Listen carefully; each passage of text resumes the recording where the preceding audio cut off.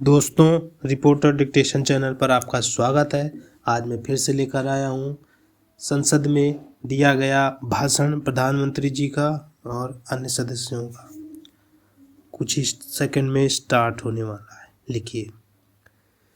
पहली लहर के दौरान देश जब लॉकडाउन का पालन कर रहा था, जब WHO दुनिया भर के लोगों को सलाह देता था, सारे हेल्थ एक्सपर्ट कह रहे थे कि जो जहाँ है वहीं पर रुके।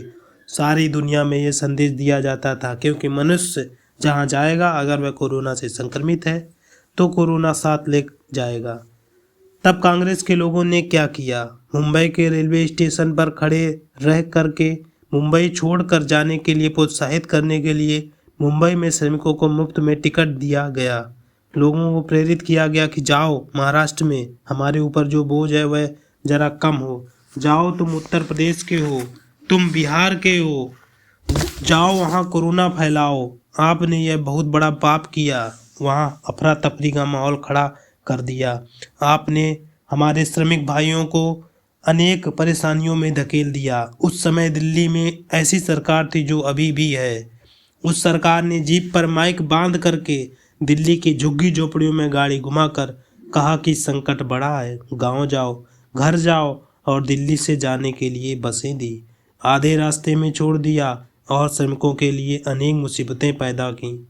उसके कारण यूपी, उत्तराखंड और पंजाब में, जहां कोरोना की इतनी गति नहीं थी, इतनी तीव्रता नहीं थी, इस पाप के कारण कोरोना ने उनको भी लपेटे में ले लिया। माननीय अध्यक्ष जी, यह कैसी राजनीति है? मानव जाति के ऊपर संकट के समय भी दलगत राजनीति कब तक चलेगी? मैं ही नहीं, पूरा देश कांग्रेस के इस आचरण से अचंभित है। 2 साल से देश 100 साल के सबसे बड़े संकट का मुकाबला कर रहा है। कुछ लोगों ने जिस समय से व्यवहार किया, देश सोच में पड़ गया। क्या यह देश आपका नहीं है? क्या इस देश के लोग आपके नहीं हैं? क्या उनके सुख दुख आपके नहीं हैं? आप कैसी बातें कर रहे हैं अध्यक्ष जी? इतना बड़ा संकट आया, कई राजनीतिक दल के नेता जरा आत्मनिरीक्षण करें।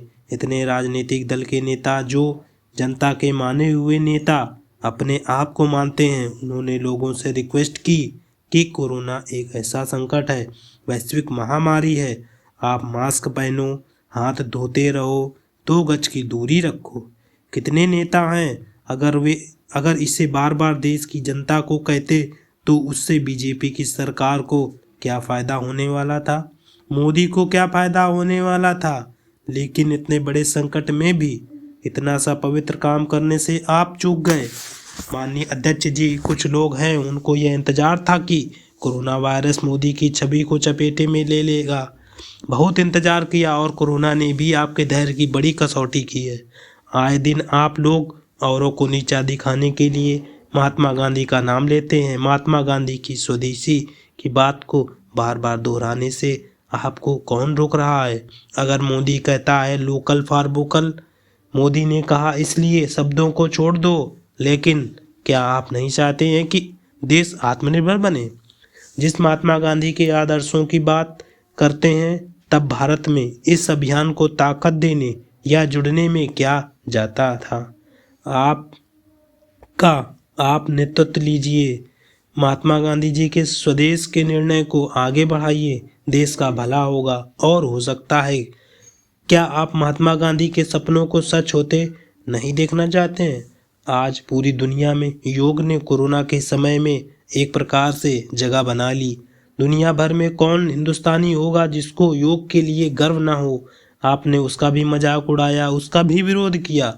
अच्छा होता कि आप लोगों को कहते कि संकट में घर में हैं, योगा कीजिए, आपको फ़ायदा होगा। क्या नुकसान था? फिट इंडिया मूवमेंट चले, देश का नौजवान सशक्त हो, सामर्थ्यवान हो। आपको मोदी से विरोध हो सकता है। मूवमेंट फिट इंडिया राजनीतिक दलों के छोटे छोटे युवा मंच होते हैं। अगर हम सब मिलकर द्वारा देश की युवा शक्ति को इस फिट इंडिया में बढ़ने के लिए कहते, सामर्थ्य की तरफ आ, लेकिन उसका भी विरोध, उसका भी उपहास। आपको क्या हो गया है, यह मुझे समझ में नहीं आ रहा है। मैं आज इसलिए कह रहा हूँ कि आपको ध्यान में आए कि आप कहाँ खड़े हैं। मैंने इतिहास बताया, 60 साल से लेकर 15 साल से पूरा कालखंड, इतने राज्य, कोई आपको घुसने नहीं दे रहा है। माननीय सदस्यगण, मैंने सभी सदस्यों को पर्याप्त समय और पर्याप्त अवसर दिया है, लेकिन जब आपने बोला तो मैंने कहा कि इस सदन के नेता बोलेंगे तो कोई टीका टिप्पणी नहीं करेंगे। यह उचित व्यवहार नहीं है। सदन के नेता बोल रहे हैं, आप सदन की गरिमा को बनाए रखिए।